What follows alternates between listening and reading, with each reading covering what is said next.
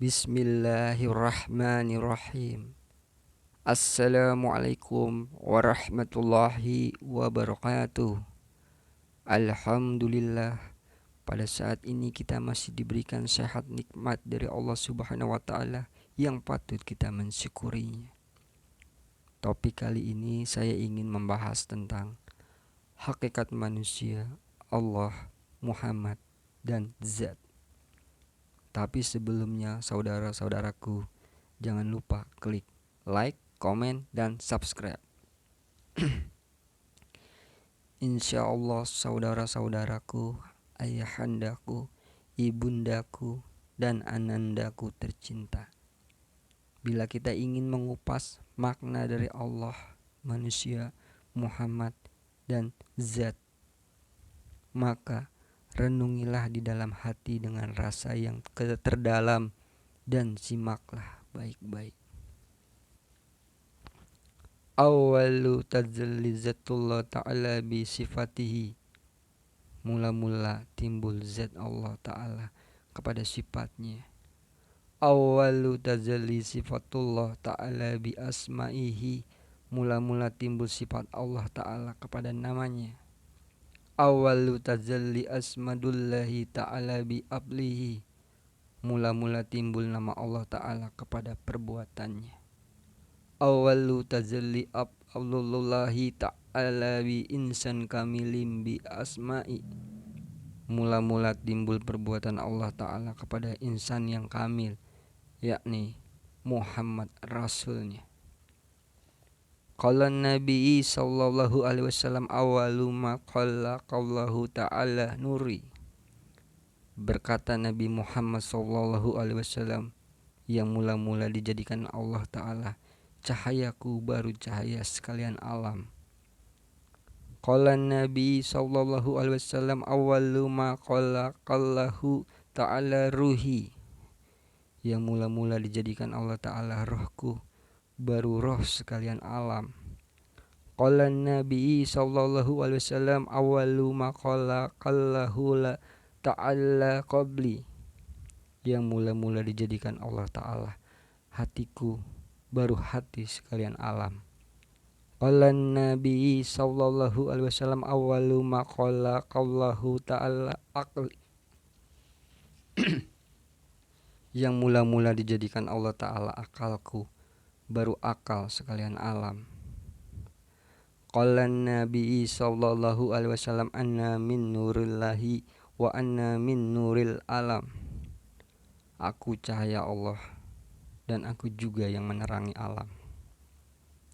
Saudara-saudaraku, manusia mempunyai dua unsur, yaitu unsur batin dan unsur zahir. Unsur batin rohani itu adalah Allah. Unsur zahir jasmani itu adalah Muhammad. Oleh karena itu diri manusia adalah gabungan antara Allah dengan Muhammad. Lebih jelasnya dapat dilihat pada diri manusia pertama, yaitu Adam. Tanah yang dijadikan tubuh Adam adalah tanah pilihan. Tanah itu dicampur rempah-rempah, wangi-wangian dari sifat nur, sifat Allah, dan disirami dengan air hujan, barul uluhiyah. Tanah itu dipilih untuk mengejawantahkan sifat-sifat dua tanganku, karena masing-masing sifat tercela ini hanyalah sekedar kulit luarnya saja. Di dalam setiap sifat itu ada mutiara dan permata berupa sifat ilahi. Ketika Allah menciptakan manusia dengan mengaduk dan mengolah tanah, maka semua sifat hewan dan binatang buas, semua sifat setan, tumbuh-tumbuhan, dan benda-benda mati diaktualisasikan di dalamnya. Kemudian tubuh itu dibenamkan di dalam air. Kudrat izzahnya, yaitu sifat jalan dan jamal, lalu diciptakan menjadi tubuh Adam yang sempurna.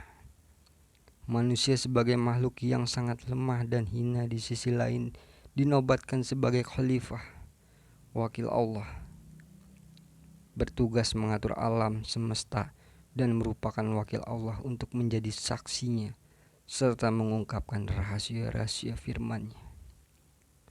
Para makhluk lain tidak melihat ada dimensi yang tidak bisa dijangkau olehnya. Ia hanya mampu melihat pada tingkatan yang paling rendah dalam diri manusia. Sementara makhluk yang lain terhijab oleh ketinggian derajat manusia yang berasal dari tiupan ilahi. Quran Surat Al-Hijr ayat 28-29. Adam terdiri dari huruf alif, dal, mim. Alif sebagai Allah, dal dalam, mim manusia, yang artinya berarti Allah dalam Muhammad, Nur Muhammad. Nama Allah itu baru, sebelum itu belum ada Tuhan bernama Allah. Zat tersebut mentazali, menampakkan dirinya serta ditazalilnya Nur Muhammad, Nur Allah. Kemudian ditajali pada pula Nur Muhammad insan kamil. Pada peringkat ini disebut engkau aku engkau, anta ana anta.